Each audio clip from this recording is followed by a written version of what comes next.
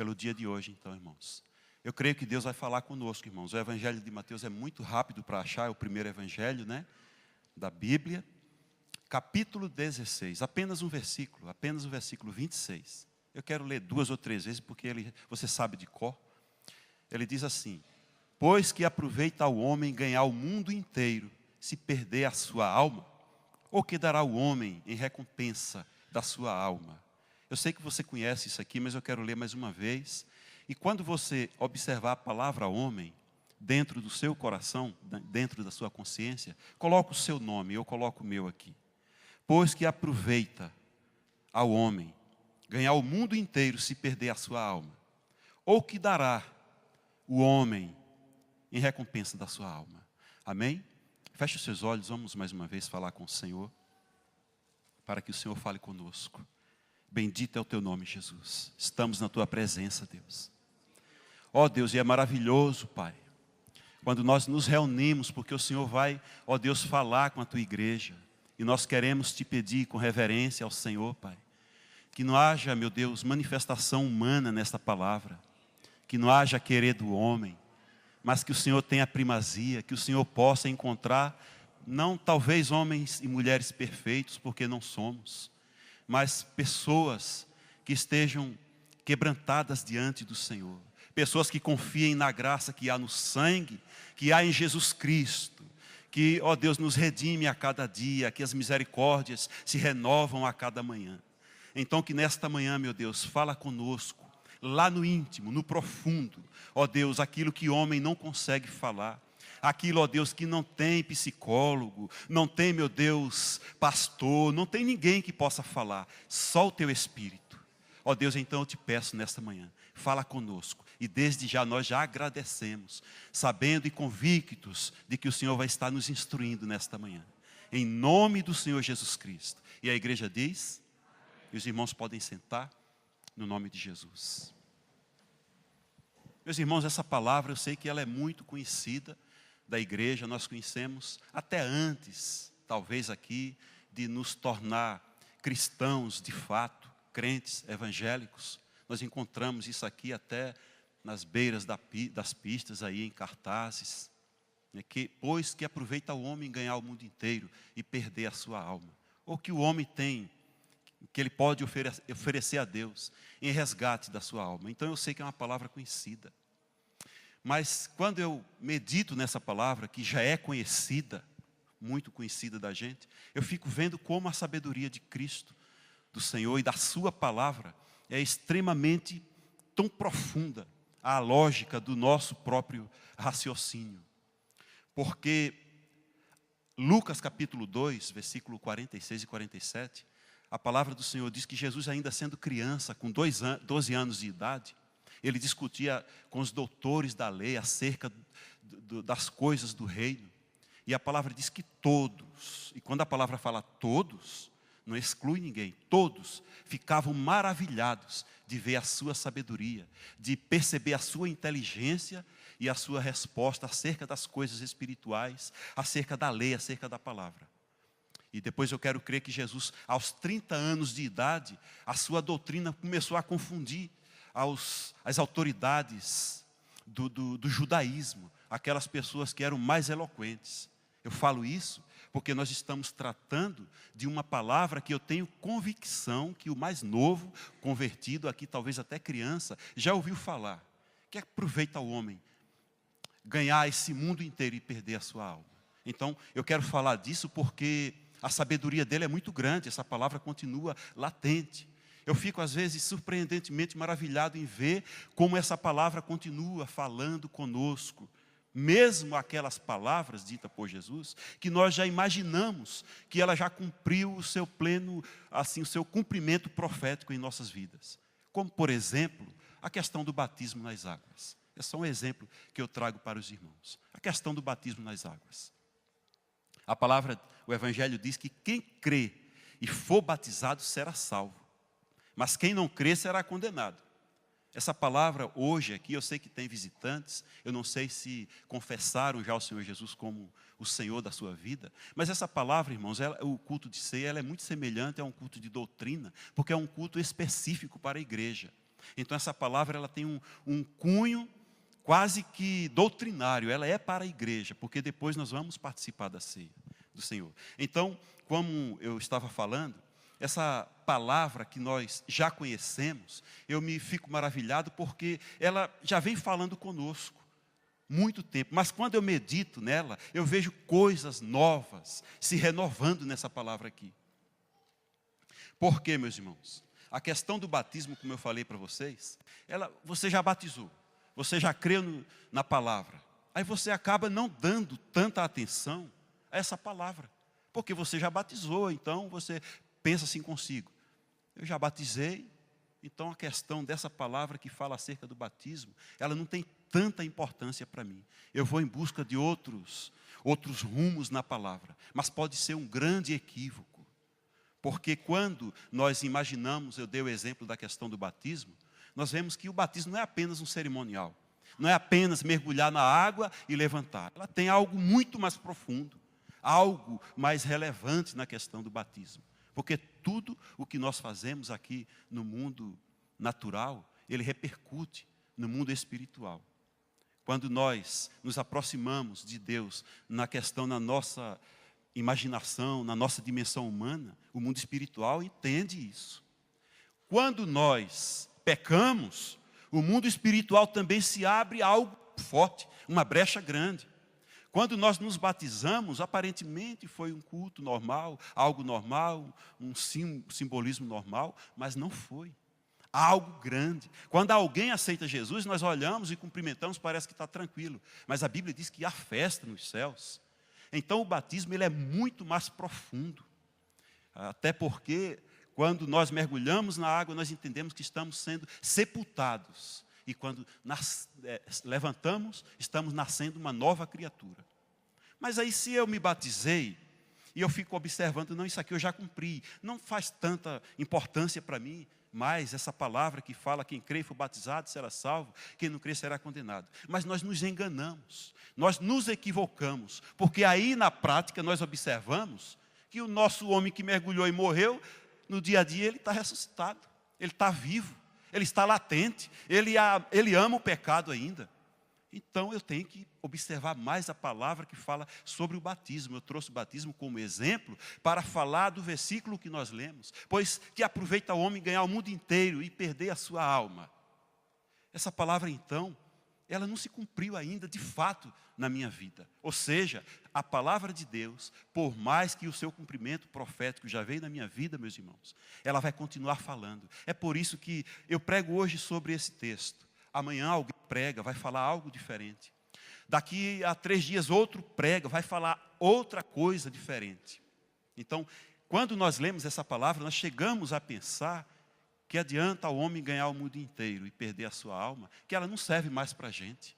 Porque agora já estamos em outra estrutura, em outra dimensão, em outra espiritualidade. Nós começamos a pensar que ela serve para aquelas pessoas que vivem sem estabelecer limites, que vivem de festa em festa, de farras em farras, de orgias a orgias. Aí a essas pessoas nós pensamos, que adianta ter todos os prazeres da carne ao ponto dos seus poros exalar os prazeres que esse mundo oferece, mas perder a alma, perder a sua vida eterna. A essas pessoas nós pensamos que essa palavra é para elas. Acreditamos que essa palavra ela serve mais quando nós imaginamos o nosso dia a dia aí, os nossos políticos como exemplo. Homens e mulheres que enriquecem fraudulosamente. Aí nós pensamos, essa palavra não é para mim não, eu já estou em outra situação. Serve para esses políticos, esses homens que furtam o tesouro nacional, mas estão perdendo a alma, porque pelo tesouro da terra, pelo poder da terra, pelo dinheiro da terra, eles matam, eles morrem, eles fazem qualquer coisa. A essas pessoas sim, nós dizemos, que adianta essa riqueza e perder a vida eterna? Nós ficamos pensando que não serve para a igreja. Nós pensamos que não serve, eu penso que não serve para mim. Eu penso até que é um texto que serve para essa geração nova que busca tanto conhecimento, busca tanta ciência. Sabe, o apóstolo Paulo fala que eles buscam, eles aprendem sempre, mas não chegam ao conhecimento da verdade, eles não chegam ao conhecimento de Deus. a essas pessoas que são as pessoas, os futuros pensadores da nação, nós dizemos: que adianta ter tanto conhecimento, saber tanto, trabalhar na NASA, trabalhar na ONU, sabe, conhecer as moléculas na sua profundidade, conhecer tudo isso, mas não ter conhecimento de Deus, perder a alma. A esse parece que Jesus estava dizendo que são loucos, loucos que conhecem tudo. Aí ele fala: loucos, hoje te pedirão a tua alma. O que tu tens preparado? Será que é só o conhecimento tão profundo? Será que o que ele tem preparado vai alcançar, chegar diante do Senhor? A esses nós dizemos: que adianta ter todo o conhecimento e perder a vida eterna? Em outras palavras, parece que é uma palavra que não serve para a igreja. Aparentemente, parece, equivocadamente, parece que ela não serve mais para mim, não serve mais para você. Como eu falei, é um culto como um culto de doutrina, embora não é doutrina. O culto é bem doutrinado pela nossa pastora, pelo nosso pastor. Não é doutrina, mas não deixa de ser uma doutrina, porque a palavra do Senhor é doutrina. Então, parece que essa palavra serve para os que estão de fora do arraial do povo de Deus. Porque aqui tem pessoas que oram, que buscam, que se aproximam, caem, é verdade, mas se levantam. Essa palavra ficou para trás. Por isso que eu dei o exemplo do batismo, porque quem já está de fato com o Senhor já batizou. Mas nós nos enganamos, irmãos. Em 1996, quando Deus teve misericórdia de mim e me resgatou do mundo, eu achei que essa palavra se cumpriu na minha vida. E eu confesso para os irmãos que eu não tinha tanto interesse nela mais. Porque em 1996, pelo fato de eu ser músico também, assim como a equipe do louvor, meu amigo Marilildo, irmão Marilildo, eu era apaixonado por música, mas eu era apaixonado, mais do que ele até. Eu dormia com o meu instrumento, eu acordava com o meu instrumento. Sabe, era tudo para mim. Com 12 anos de idade eu comecei a estudar, com 13 eu tocava em carnaval, com 14 eu tocava em boates, 15 já tocava nos trios, já fazia esse mundo todo assim. E eu conheci, infelizmente, um mundo que eu não deveria ter conhecido. Um mundo que jovem não deve conhecer. Embora naquela época, eu louvo a Deus, não existia na minha terra maconha, cocaína, heroína, merla, o que mais? Crack, borra, sei lá o nome, né, irmão? Não conhecia. Mas eu conhecia um mundo perverso. Um mundo que me levou a ter o entendimento que eu iria longe com aquilo. E eu queria, então, a qualquer custo, ganhar o mundo dentro daquilo que eu vivia. Mesmo que eu tivesse que perder a minha alma, mesmo não conhecendo ainda o Evangelho. E para isso eu estava disposto, irmãos, a qualquer coisa. E eu segui longe, e viajei longe, e fui longe, e eu tinha um foco, eu tinha uma determinação dentro de mim. E eu disse: eu vou alcançar os meus objetivos, custe o que custar. E aí eu segui. Mas nessa busca, a minha alma foi se afligindo, foi se ferindo. A depressão começou a chegar, dores de morte terríveis começou a chegar, desejos terríveis entraram no meu coração. Aí eu me afastei totalmente da graça do Senhor. Não conhecia a Deus. Passavam carretas carregadas assim. E eu ouvia aquela voz interior: se joga na frente, destrói, acaba com tudo. E eu me perdi, irmãos. Porque o fundo, na verdade, de quem almeja conquistar tudo na vida, perder a alma, é isso. Ele se afasta totalmente do seu Criador. Eu tinha esse sonho, esse desejo. Até que com 19 anos de idade, eu resolvi ir em uma igreja. Quem congregava lá, o irmão Marilildo, não é? Eu fui lá na igreja. E aí tinha um pastor pregando. E a palavra, irmão, era forte. E ele dizia que adianta ao homem ganhar o mundo inteiro e perder a sua alma. E aquela espada entrava no meu coração e eu chorava. E eu dizia: Deus está falando, Deus existe, eu não sabia disso. E ele, daquele tempo, pastor, é diferente. Levanta a mão, quem aceita Jesus vem aqui. Era como o pastor fala, Jesus não é mercadoria, né? Mas eles falaram: vem aqui. Eu acho que o irmão estava lá presente, eu não lembro. E eu fui lá na frente. Dobrei o joelho aqui embaixo do altar, lá, isso foi em Brasília, e chorei, sabe? Saiu um peso, saiu um fardo, saiu tudo. E eu aceitei a Jesus. Foi lindo, foi maravilhoso. Me batizei. Mas eu ainda continuava muito apaixonado pela música, e eu queria continuar vivendo uma vida paralela nos meus objetivos e servindo a Deus. E aí eu queria continuar tocando, sabe? Eu queria continuar nas minhas aventuras, porque eu ainda era menino na fé. E aí, novamente, começou a nascer aquela depressão, aquela angústia, uma perseguição espiritual, uma angústia, uma agonia. Até que eu entendi que eu teria que tomar uma posição verdadeira. Eu teria que assumir essa palavra na minha vida. Então eu aceitei alargar a música nesse sentido. Viver profissionalmente no quartel, mas não naquela vida mais que eu vivia. E aí, por isso, talvez até, que alguns não compreendem, talvez até o irmão ali não compreenda, porque é que eu larguei. É porque cada um tem uma situação, irmãos. Deus chama cada um de uma forma. Eu não conseguia viver a música e ser crente. Era de mim. Eu era muito inocente nesse sentido. Porque quando eu ia para a música, aí eu já dizia, não, vou me envolver com tudo aqui. Eu não sabia dizer, não, vou uma pincelada aqui e você via Deus. Eu só queria, se eu fosse mergulhar de fato naquela vida musical que tanto eu almejava. Então eu disse, não, vou tomar uma posição. Eu quero só servir a Deus. Aí comecei a comer a Bíblia, comecei a ler a Bíblia, comecei a jejuar, comecei a orar, comecei a fazer curso destinado à área teológica, à palavra, até que por fim aquilo saiu da minha alma, do meu coração. Hoje eu toco, hoje eu continuo amando a música. Quando precisa eu apoio, eu ajudo. Eu gosto de cantar, ninguém viu cantando, mas eu também canto. Pelo menos quando estou tomando banho, eu canto ainda. E aí o que acontece, irmãos? Aí passou essa fase. Eu passei a viver agora diferente da área da música. Então, nesses dias eu meditando nessa palavra, que adianta ao homem ganhar o mundo inteiro e perder a sua alma, eu comecei a olhar, meu Deus, essa palavra, ela ainda está viva. Eu sei que ela está viva, lógico. Mas para mim, pessoalmente, ela está viva. E aí eu fui conduzido a Marcos 16, versículo 16. Não precisa abrir, não. Jesus falou, ide por todo o mundo e pregai o evangelho a toda criatura. E a palavra continua falando, mas eu parei aí. Ide por todo o mundo e levai o evangelho a toda criatura.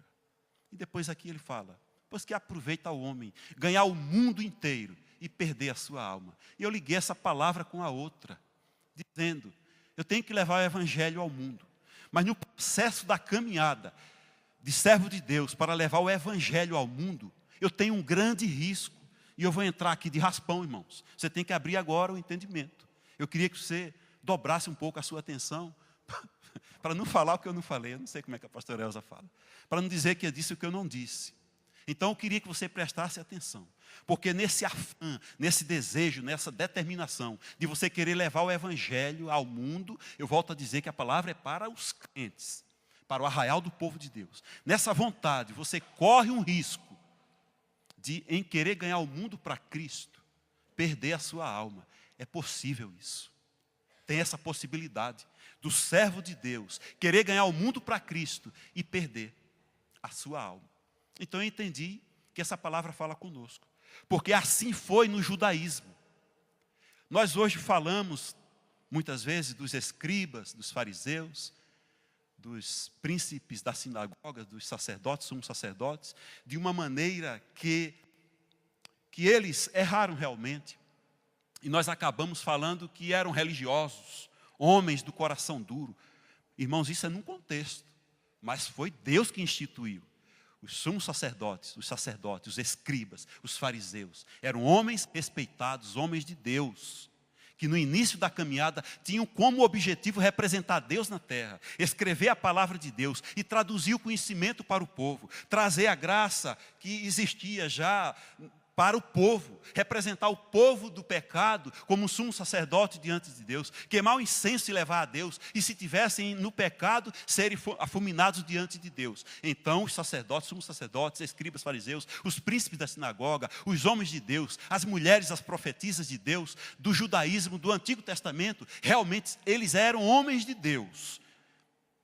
Mas no processo da caminhada de levar a palavra de Deus para o povo, eles foram perdendo a alma, eles foram perdendo a essência. É possível que o homem de Deus, ao levar o evangelho, ao levar a palavra, ele perca a sua alma, ele se perca na caminhada. Foi assim também na história da igreja, lá no início começou tão lindo, tão maravilhoso, a igreja primitiva, mas no decorrer do século, principalmente terceiro, quarto século, a igreja começou a se perder, porque eles levavam o evangelho.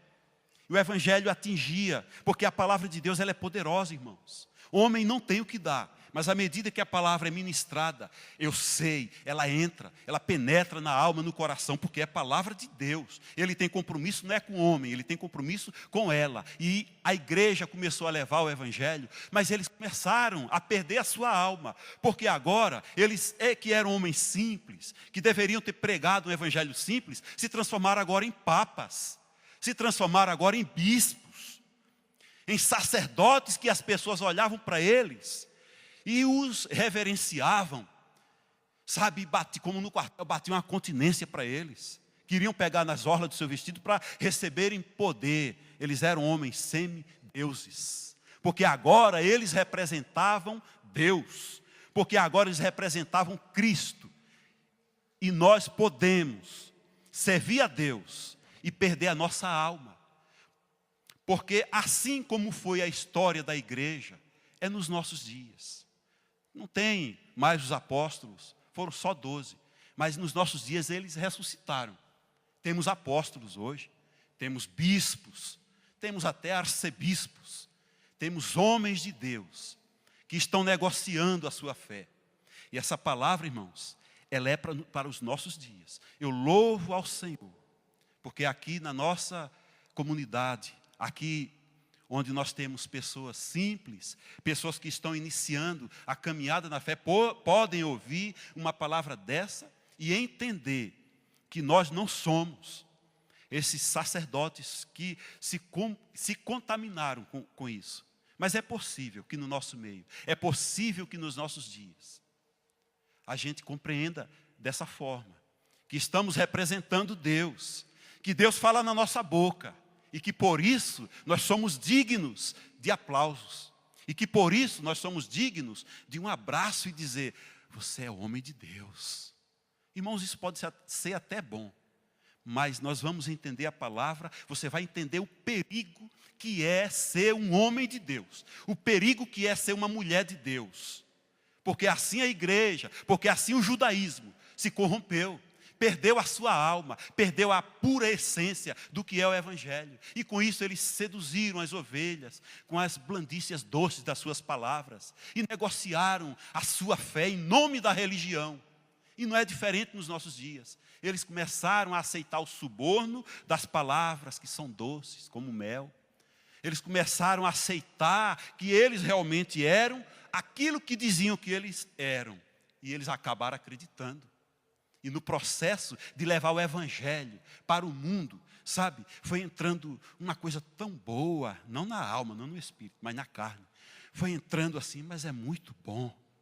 E Deus me falou tanto nessa palavra esses dias aí, meus irmãos. Pois que adianta ao homem ganhar o mundo inteiro. Entenda agora, eu estou falando do mundo para Cristo. Eu estou falando de você ser um servo do Senhor. Mas o que adianta você ganhar tudo isso e perder a sua alma? Mudaram então a pregação do evangelho simples, do evangelho que quem fala nós foi também prega. E o poder e a unção também sai dali. Por um evangelho de doutrinas de homens, de doutrinas até mesmo de demônios. Porque quando eu traço um paralelo a isso tudo e trago para os nossos dias, eu fico pensando entre nós mesmos. Será que nós não podemos acertar? Será que nós não podemos melhorar aquilo que o evangelho de fato é? Aquilo que a palavra realmente é?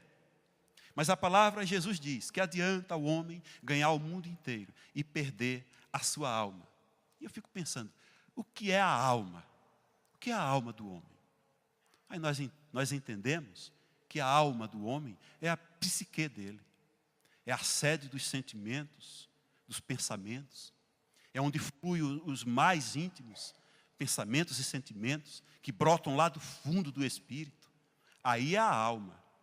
A alma é onde flui, onde vêm os sentimentos mais lindos, mais singelos, mais profundos. São as paixões, no bom sentido da palavra que eu falo, não nas paixões carnais. É quando você olha para sua esposa e você ainda lembra da sua infância, do seu namoro, quando eu falei para mim hoje, que ainda me encanto com os olhos dela. Isso é a alma. Sai de dentro. Mas é a alma, irmãos. Mas também na alma saem os pensamentos mais profanos, mais podres, mais imundos e que se distancia mais ainda de Deus. nós também não nos enganamos, que é da alma que brota tudo isso. A alma é esse sentimento que brota, que liga os dois polos, o espírito ao corpo. Parece um fio que liga, nasce dentro do espírito, algo que vem de Deus, ele brota pela alma e se produz lá fora no corpo. E se for um sentimento que lhe marcou, ele se materializa e saem as lágrimas. Isso é a alma da gente. Sai brotando tudo isso. A alma que sai de lá ligando o espírito ao corpo. O espírito que é o homem imaterial. Que é o homem que se renova todos os dias. Que é o homem que quer chegar próximo de Deus. Aí ele liga ao corpo através da alma, que é o oposto desse espírito. Que é aquele corpo carnal. Que é aquilo que o apóstolo Paulo fala. Que é dele ali, ligando com a alma, que brotam esses pensamentos. Os adultérios, as imundícias. Ele quer se materializar onde? No corpo. Ele quer usar o corpo. Através disso, através da alma. E sem a alma, então, nós somos apenas um espírito que não tem contato com o corpo. Somos um corpo que não esboça as reações que saem lá de dentro do espírito. Sem a alma, nós somos como uma pedra. Aquilo que Ezequiel fala no capítulo 36, versículo 26. O Senhor fala que eu vos darei um coração de carne, tirarei o de pedra e colocarei o de carne. Ele está falando disso. A dureza, a rigidez, a sequidão, aquilo que não crê mais, aquilo que já não tem mais jeito, aquilo que já está em depressão, aquilo que está em tristeza. O Senhor fala, eu tirarei esse coração, eu tirarei essa alma dura e colocarei uma alma quebrantada, uma alma que chora novamente, uma alma que novamente se apaixona, uma alma que novamente se eleva aos olhos a Deus e sabe, Ele ainda está comigo. Essa aí é a alma, meus irmãos. Mas a palavra ainda diz que adianta ao homem ganhar o mundo inteiro e perder a sua alma. E eu fiquei meditando nessa palavra e cheguei então no significado do que é o mundo. O mundo no grego, ele tem 3 significados importantes que nós precisamos, na manhã de hoje, ter um entendimento que vai nos ajudar na nossa caminhada cristã. O primeiro significado do mundo é aquele mundo descrito em Gênesis capítulo 1 que nós conhecemos. No princípio criou Deus os céus e a terra. Então o primeiro mundo que a Bíblia se refere, que adianta o homem ganhar o mundo inteiro e perder a sua alma, o primeiro mundo que se refere é esse mundo cósmico. Esse mundo das galáxias, esse mundo planeta, Mercúrio, Vênus, Terra, Marte, Júpiter, Saturno, Urano, Netuno e o Plutão. Esse mundo das estrelas, esse mundo que nós pisamos, esse mundo que nós passeamos. É o mundo das jazidas de ouro e de petróleo, dos metais preciosos. Esse é o mundo que a Bíblia se refere. Que adianta o homem ganhar o mundo inteiro e perder a sua alma. Mas há um outro mundo. Há um mundo que tem um significado que está lá em João 3,16, que nós conhecemos também de cor. Porque Deus amou o mundo de tal maneira que deu seu Filho unigênito, para que todo aquele que nele crê não pereça, mas tenha vida eterna. Esse outro mundo é o mundo da sociedade humana, porque Jesus Cristo não morreu pelas galáxias, não morreu por aquilo que os homens estão se matando hoje, pelo ouro, pelo petróleo, pelas jazidas. Ele não morreu por essa estrutura que nós enxergamos, mas Ele morreu pela sociedade humana. Ele morreu por mim, Ele morreu por você, por crianças, por jovens, por velhos, por idosos. Esse é outro mundo que a Bíblia se refere. Mas agora eu quero falar de um outro mundo que toca profundamente no meio do povo de Deus. E esse mundo, a Bíblia o caracteriza como um mundo extremamente violento, como um mundo extremamente sedutor, como um mundo que consegue corromper aquele que está de pé. E a Bíblia diz, quem está de pé, cuide-se, porque esse mundo que é extremamente sedutor pode te derrubar. Esse mundo, ele é importante que nós conheçamos, meus irmãos. Esse mundo, ele é regido, observe bem, pela filosofia do poder, da fama, do querer e das posses. Esse é o mundo dessa filosofia, a filosofia do querer e do poder.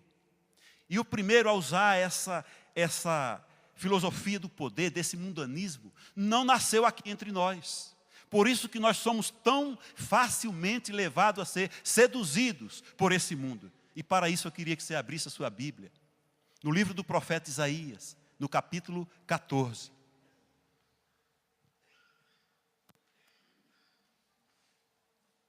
Isaías capítulo 14, versículo 13 e 14.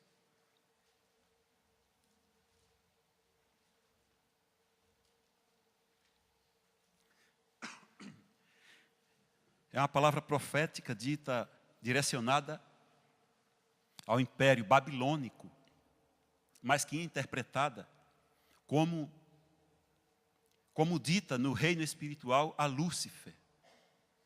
O versículo 13 e 14, ele diz assim, eu não vou ler tudo, só esses 2 versículos. E tu dizias no teu coração, eu subirei ao céu, acima das estrelas de Deus, exaltarei o meu trono. E no monte da congregação me assentarei da banda dos lados do norte. Agora observe. Subirei acima das mais altas nuvens e serei semelhante ao Altíssimo. Até aqui. Aqui iniciou a filosofia mundana do querer, do poder de ser semelhante a Deus.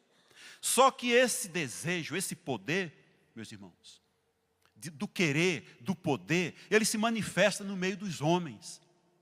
Não foi à toa que Jesus, em Mateus capítulo 4, versículo 8 e 9, quando ele estava lá no deserto sendo tentado por Satanás, o Satanás chega para ele e diz, ele observa, ele sobe no mais alto do monte e diz, observa o poder das coisas, observa a natureza do poder de todas as coisas, tudo isso foi ofertado a ele, e tudo isso eu te darei, se prostrado me adorares. Porque ele conhecia que o homem desejaria o poder, que o homem desejaria a fama, que o homem desejaria o querer, porque poder é sempre poder, irmãos. O poder de Deus também é poder. Pregar a palavra de Deus também é poder. Então, quando você recebe um poder, não importa o tipo do poder, você vai ser visto como alguém que transmite algo, como alguém que tem o que oferecer. E nesse processo do cristianismo, de você ter algo para oferecer, você pode ser vítima. Observe bem, você pode ser vítima daquilo que você é visto. Porque na verdade você é comum igual quem está aqui, é igual quem está aí. Não tem diferença. Os mesmos dilemas, as mesmas paixões, as mesmas lutas, se não pior. Quem está aqui passa as mesmas que passam por aí. Mas quem está aqui tem que ter um equilíbrio psicológico e espiritual e emocional para entender que se da vida dele, se da vida do cristão tem algo para ser dado, tem algo para oferecer, ele não muda. Ele é pó, ele é cinza, ele é homem, ele também tomba, ele também cai. E Satanás, ele sabe que o homem ama poder, que o homem deseja fama, que o homem deseja ser contemplado por outros, porque ele pensou isso do próprio Deus no texto de Isaías, e ele disse, eu vou subir a mais altas alturas, e vou ser semelhante ao Altíssimo, porque esse poder eu também quero. E nós, homens de Deus, você, mulher de Deus, talvez você não precisa estar aqui, pelo fato apenas de você conhecer o Evangelho, porque cada um dentro da sua dimensão, da sua vida, daquilo que Deus está fazendo com você, você é algo, e você é importante. Só que nessa caminhada, nesse contexto, vai ser oferecido a você uma reverência, um respeito, um poder. Então o Espírito de Deus hoje fala, vigia neste momento. Porque esse poder vem, sabe de quem? Essa ideia de poder, ele não vem apenas do nosso coração. Ele vem, meu irmão, de uma força muito forte, que eu quero crer que vem de um principado, de uma potestade muito forte, que ela vem para iludir. Porque por causa disso, a igreja se corrompeu. Por causa disso, foi necessário que houvesse uma reforma, por um homem que teve coragem de colocar a sua cabeça, sabe, para ir para a guilhotina, não importou. Aí a gente lembra de Martinho Lutero, mas teve outros que tiveram a coragem. E nos dias de hoje, se nós não tivermos coragem de pregar a palavra nua, crua, do jeito que ela é, nós vamos andar igualmente a todos. E aí isso não vai ser mais evangelho. Aí que adianta eu levar o evangelho, que adianta você levar o evangelho e perdermos a nossa alma. No decorrer disso aqui, então, você percebe que esse desejo, ele nasce no coração do homem, porque ele vem de uma força espiritual que saiu lá de cima para baixo. Satanás é astuto, Satanás é inteligente. Satanás ele viu a face de Deus, ele estava diante de Deus. Ele conhece, meus irmãos, e nós estamos tão cegos muitas vezes, não enxergamos um palmo. Muitas vezes gostamos de tantas coisas que jamais deveríamos pensar em gostar. Por isso, que todas as vezes que alguém te falar algo, você sorri por educação. Você abraça por educação. Não vai espantar ninguém, né?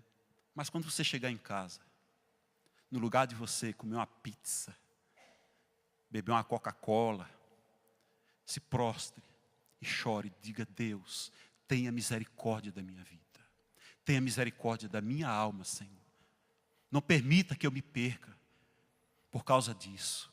Porque, meus irmãos, a astuta de Satanás é muito grande. Eu estou falando das coisas espirituais. Mas você recebe elogio no seu trabalho. Você recebe elogio de um vizinho. Você recebe elogio. E os elogios têm a capacidade, meu irmão, de fazer uma guerra. Os elogios têm capacidade de destruir uma nação. Então, o homem de Deus, a mulher de Deus, dentro daquilo que ele está vivendo, ele não aceite dentro do seu coração se corromper porque alguém piscou o olho para ele, porque alguém deu um sorriso para ele e o beijou e o abraçou, porque por um abraço Judas estava mentindo e matando o nosso Senhor Jesus. E Jesus viu e disse: com um beijo tu traz o Filho do Homem. Meus amados irmãos, essa palavra, ela é para os nossos dias. E naquele dia que Jesus estava lá no deserto, sendo tentado por Satanás: olha, está vendo esse reino, esse poder, essa fama, eu te dou, se prostra e me adora. E Jesus não precisava se prostrar, não era isso que ele estava querendo dizer. Bastava ele assumir o poder, bastava ele dizer: eu quero.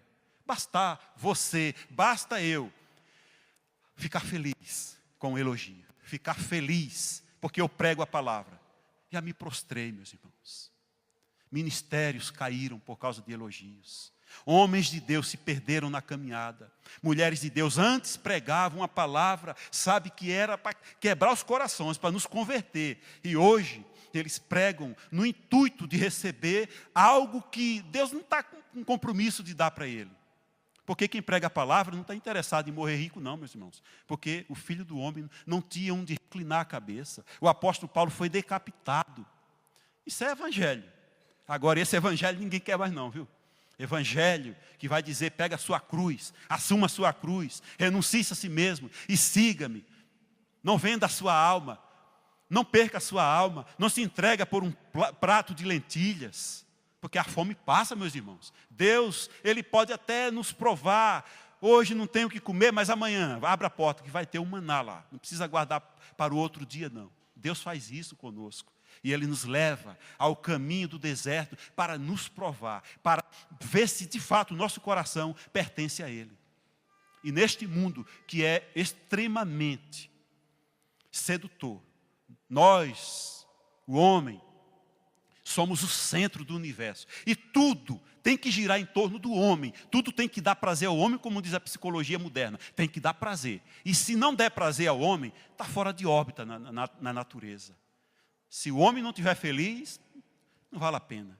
Então eu beijo na boca de um homem, porque eu quero ficar feliz. Essa é a realidade, meus irmãos. Então eu vou casar mulher com mulher, porque essa é a realidade. Eu quero ser feliz. Porque a cultura vigente diz que tem que ser assim. Porque se fala assim, porque já tem igrejas evangélicas assim. Meus irmãos, o tempo está chegando no final. Nós só temos que dizer que o tempo está chegando no final. E esse mundo, ele é regido, ele é governado pelo espírito do anticristo, aquele que agora opera nos filhos da desobediência. E quando nós falamos em filhos da desobediência, muitas vezes a gente pensa naquele que não conhece o evangelho. Não, ele é ignorante. Deus não leva em consideração o tempo da ignorância. Os filhos da desobediência é alguém que conhece e desobedece. Quem é desobediente? É quem conhece e desobedece. Quem não conhece, ele não desobedece, ele é cego. Agora, se eu estou dirigindo e vejo o sinal vermelho e passo, eu sei que eu tirei a carteira. A habilitação diz, ao sinal vermelho, para. Aliás, já para no amarelo.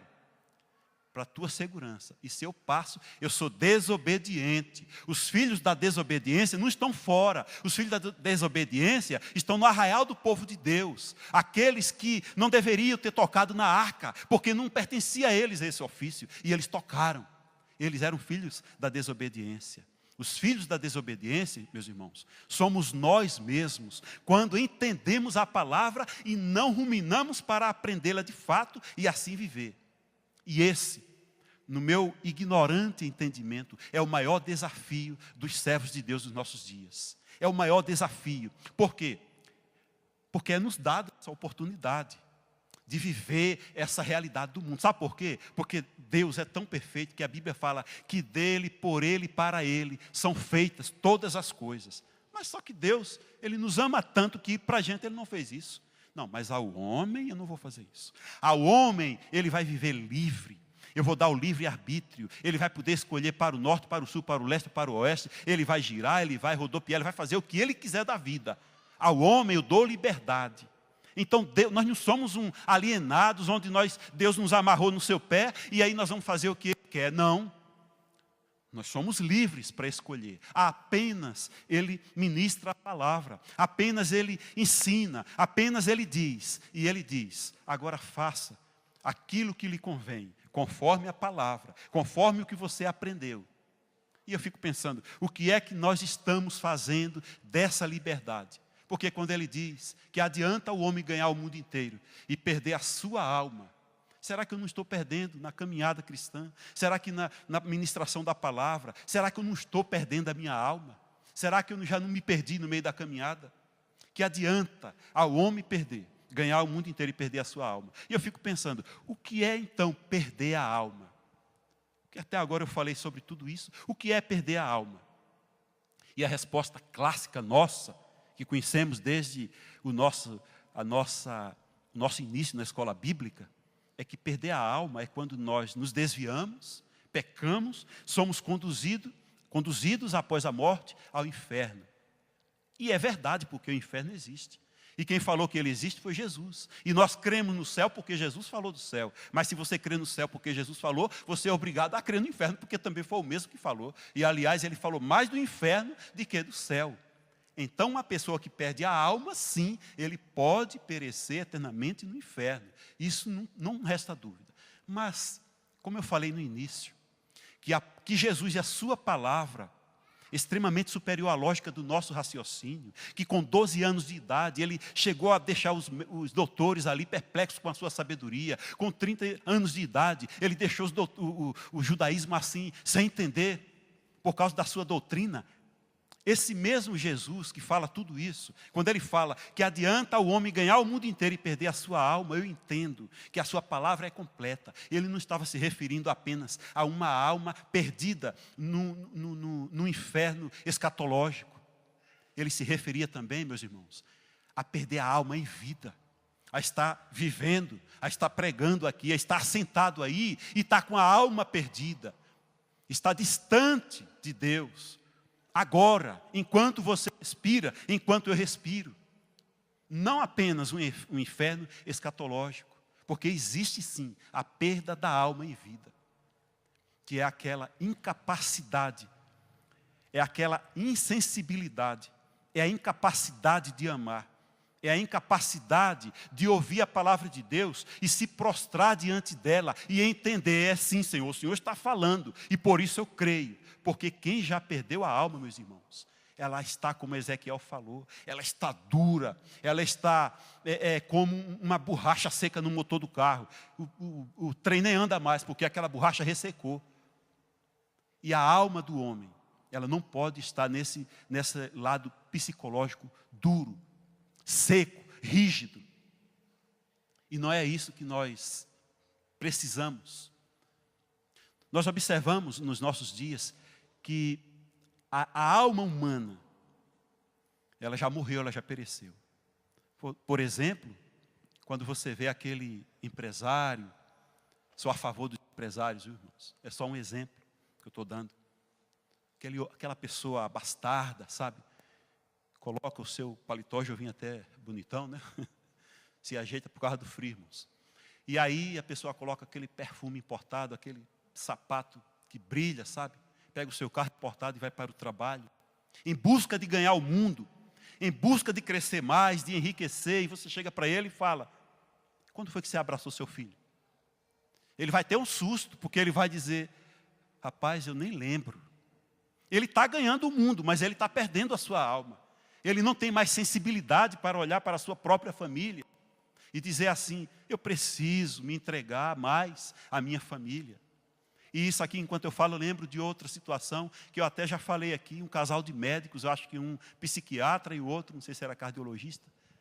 De manhã, todos os dias, eles iam um para um consultório, o outro para o outro. Eu fico imaginando que nem um beijinho de despedida tinha, nem tomava café, porque eles queriam ganhar o mundo. Eles queriam crescer. E eu sou a favor do crescimento, mas paralelo com a sabedoria da palavra. Ia cada um para um lado. Um filho ia para a faculdade, o outro ia para a escola. E até um dia que alguém pergunta para aquela filha: por que você fez isso? Ela falou assim: porque eu nunca fui amada. Vocês vão entender do que eu estou falando. Porque eu nunca fui amada. E eu encontrei lá fora alguém que me amasse. E por isso ele arquitetou a morte dos meus pais e nós matamos o nosso pai, os nossos pais. Susana von Richthofen, os irmãos lembram disso aí? Depoimento dela. Ela agora é de maior, meu irmão, não justifica. Mas antes disso ela foi vítima dos próprios pais, que tinha uma alma dura, que não via o filho que tinha, não observava. E nós corremos o risco de, na nossa caminhada, nós endurecermos por dentro e não olharmos, sabe? Esses dias o meu filho falou para mim, ele fala, minha esposa está ali, ela sabe: pai, eu estou carente, eu quero um abraço seu e um beijo. Oh, meus irmãos, eu não chorei por fora, mas a minha alma chorou. E eu falei dentro de mim: Deus, me tira tudo, mas eu não quero perder a alma do meu filho.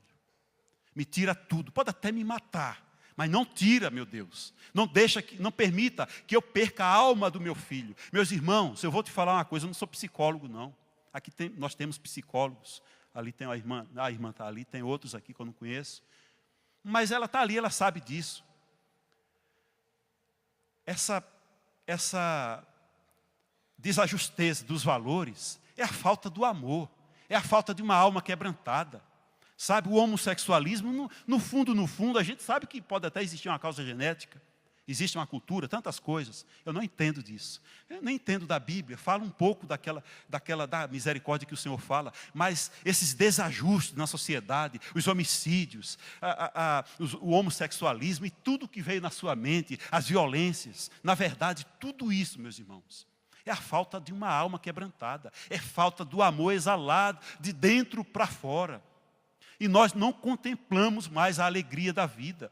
E nós temos que aprender com Jesus. Jesus contemplava as coisas mais simples. Às vezes eu até me preocupo, irmãos, porque eu gosto de flor. E homem gostar de flor é estranho, né? Eu passei ali no colégio militar, eu já falei de outra vez, eu vi um pé de ipê, eu acho que é ipê, todo amarelinho, não tem folha. Eu fiquei olhando, sabe? Eu arranquei uma flor, fiquei olhando aquela flor, eu disse: que coisa mais linda. E aí eu olhei para outra, veio uma abelha e ficou sugando, acho que a néctar, né? Veio outro beija-flor e ficou sugando. Eu disse: mas Deus se revela nessas coisas. Porque Jesus dizia: olhai os lírios do campo. Então contemplar essas coisas, olhar para uma criança e ver uma pureza. Eu acho tão lindo olhar para uma criança. Isso é uma alma, meus irmãos, que está quebrantada, ainda está aspirando viver. Sabe, renovar novamente o amor, renovar o carinho e, sobretudo, renovar a aliança com Deus. Isso é a alma quebrada, a alma quebrantada que diz: Senhor, eu não vou viver sem o Senhor. Eu não me acostumo mais, Senhor. Eu não sei como é mais sentar numa mesa de um bar e pedir uma cerveja gelada. Sangue e fogo. Então nós somos crentes, mas nós precisamos viver o Evangelho. ser cristão e viver o evangelho. E o evangelho não é religião. O evangelho é dia a dia. O evangelho é chorar novamente. O evangelho é abraçar novamente. O evangelho é dizer, Senhor, eu não vou deixar a minha alma se contaminar com essa filosofia que é natural e é normal no mundo. Pois é assim que o Senhor Jesus quer que nós vivamos. Pois é dessa forma que Ele deseja que os seus filhos... Irmãos, eu vou falar algo que eu nem gostaria. Mas eu vou falar porque o pastor e a pastora sabem disso.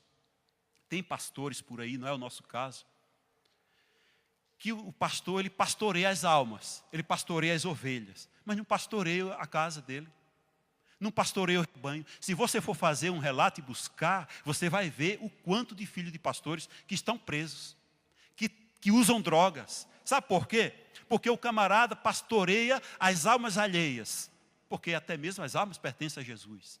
E não pastoreia as almas que é dele, que pertencem a ele. Mas o filho é dele, a prole é dele, a responsabilidade é dele. E o que acontecer com ele, se tiver um fundo, porque lhes faltou a sua presença, a culpa é dele. E que adianta o homem ganhar o mundo inteiro e perder a sua alma?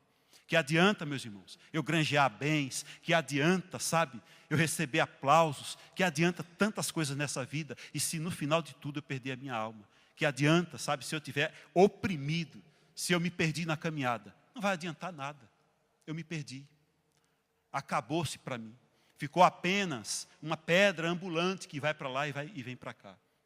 É como aquele religioso fariseu que olhava, que orava a Deus, e até nas nossas orações não tem mais alma, e aí ele dizia, Senhor, eu oro, eu jejuo 3 vezes, eu dou o dízimo de tudo, eu ainda me visto como um sacerdote, e não sou como esse que está aí fora, Senhor. Mas ele não tinha mais alma. E o que estava lá fora tinha uma alma quebrada e batia no peito. E reconhecia, dizia, Senhor, ser propício para comigo, miserável pecador. E ele foi justificado porque ele ainda tinha uma alma. Meus irmãos, hoje na ceia, não se veja um super-homem, uma super-mulher. Não se veja um super-herói. Não se veja potente. Se veja um humilde servo, se veja uma mulher de Deus, um homem de Deus. E se porventura está passando luta, está passando dificuldade, não é um privilégio só seu. Jesus disse que neste mundo teríamos e teremos e temos aflições. Mas vamos ter ânimo, não vamos deixar a nossa alma morrer por causa das lutas, por causa das tribulações e muito menos por causa de elogios, muito menos por causa de aplausos, muito menos por causa de uma continência que você recebe e você diz, eu sou o cara. Não, nós não somos nada disso. Porque isso, meus irmãos, não adianta nada. Nós somos pó, nós somos servos. E aí eu pergunto, qual foi a última vez que você chorou na presença de Deus? Não por um problema, meus irmãos. Porque chorar por um problema, por uma dor, por uma facada que levou no calcanhar, qualquer um chora. Mas eu falo chorar porque contemplou Deus.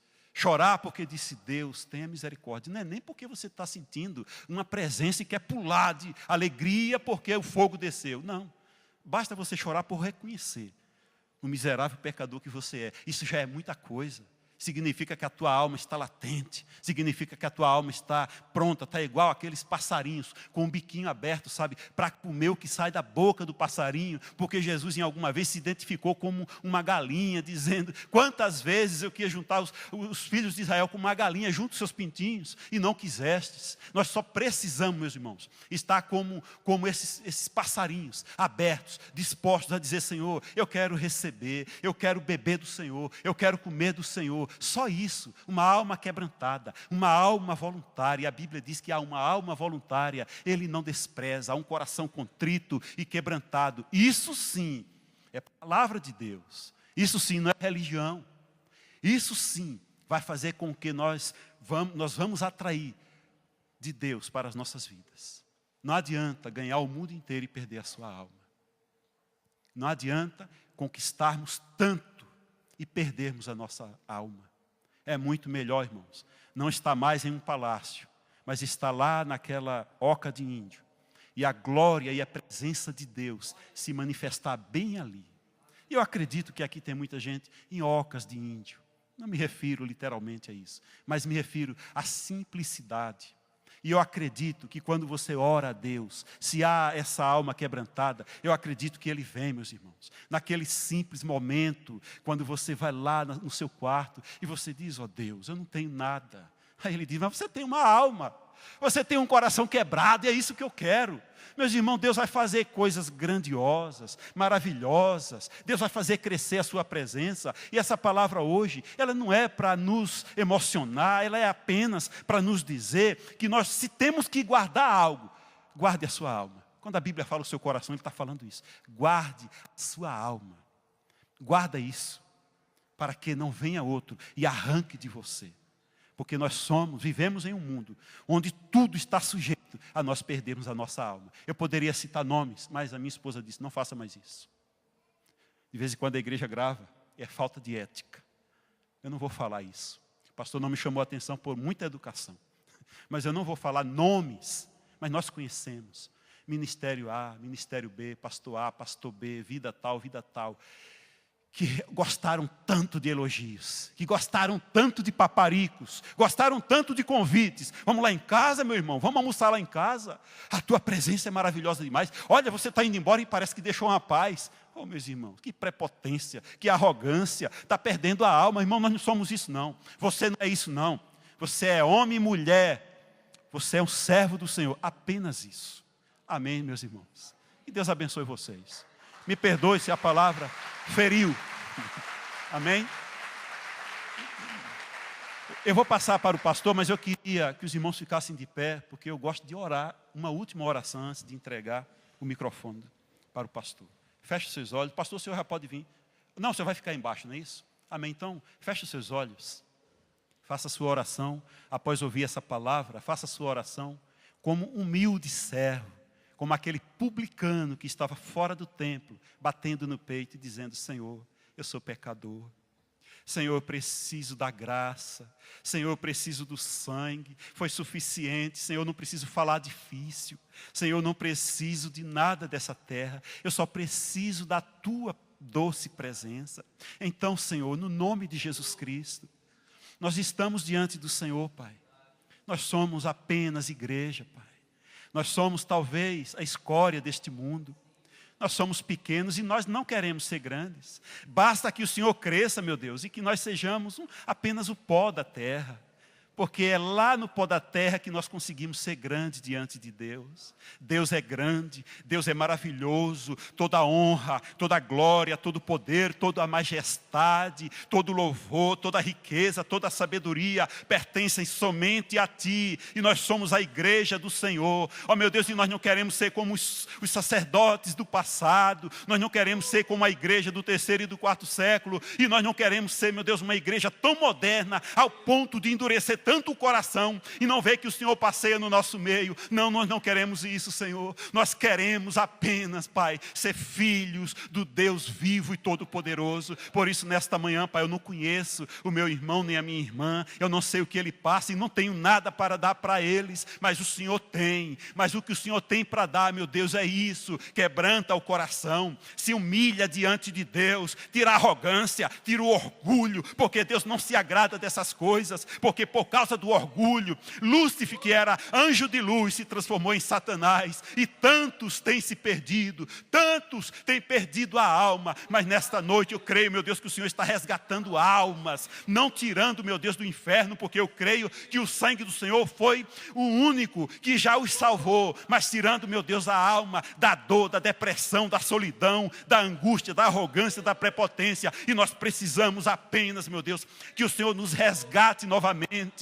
Ó Pai amado, no nome de Jesus, Pai, como Ruth foi resgatada, meu Deus, resgata nesta noite, nesta manhã a tua igreja, resgata nesta manhã o teu povo, resgata a minha alma, Espírito Santo, no nome santo de Jesus Cristo, Pai. Muito obrigado, meu Deus, pela tua presença no nosso meio, em nome de Jesus Cristo. E a igreja diz amém. E mais uma vez aplaudo o Senhor. Muito obrigado. Deus abençoe. Amém, Jesus. Graças a Deus, irmãos, foi abençoado por essa palavra. O Espírito Santo continue falando conosco todos os cultos. Quando Jesus estava falando sobre o princípio das dores, Em Mateus 24:12, ele disse isso: por se multiplicar a iniquidade, o amor de muitos iria esfriar. Então que você permaneça nesse amor a Deus. Não permita que a iniquidade, que o pecado venha te separar do amor de Cristo. Aqueles que professam o nome de Jesus, que se aparte da iniquidade. Amém, irmãos?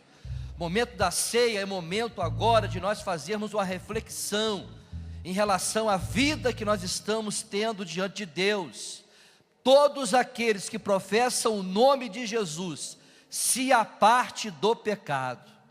Que o Espírito Santo comunique isso a você, para que você viva intensamente uma vida abençoada na presença de Deus. Queria convidar os diáconos, diaconisa, aos pastores, auxiliares que estão conosco, participarem aqui à frente. Nós vamos para o momento da Santa Ceia. Esse é um momento muito especial, irmãos. Um momento em que nós vamos agora participar do corpo e do sangue do Senhor Jesus Cristo. Esses dois elementos que estão aqui, eles simbolizam o corpo e o sangue do Senhor. E por isso, nós precisamos ter uma reverência muito grande. Precisamos desse momento parar, como nós paramos para ouvir a mensagem da palavra de Deus. Precisamos agora fazer uma reflexão, como Paulo ele vai falar aqui no texto de 1 Coríntios capítulo número 11, examine o homem. Então vamos fazer um exame nessa manhã. Nós vamos fazer a leitura do texto sagrado, e nós vamos meditar nessa palavra, e nós vamos fazer uma oração individual.